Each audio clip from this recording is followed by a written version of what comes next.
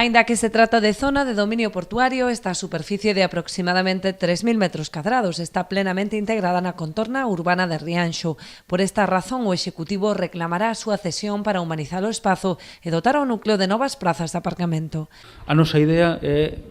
vinculala ao que é a vila, vinculalo da mellor maneira que entendemos que sirva para facer un uso doble, tanto para usuarios do porto como é usuarios, a xente, veciñanza en xeral, e empregalo como lugar de un aparcamento, pero tamén como espazo deportivo, e incluso tamén barallamos ao momento a instalación dunha pista de skate que dentro desa zona deportiva tamén sirva para a recreación dos nenos, nenas e mozos do noso concello, non?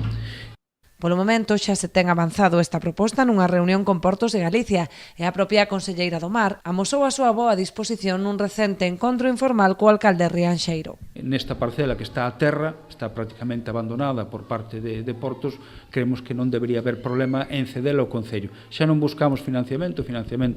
como tantas cousas buscaríamoslo nós, buscaríamos algún tipo de axuda ou algunha subvención para executar a actuación, pero sí que queremos a implicación, alo menos, en deixar zanxado o que é ese uso que eu creo que xa a día de hoxe está máis ou menos definido que portuario non vai ser e que debería ter un uso máis vinculado a que esa relación co porto.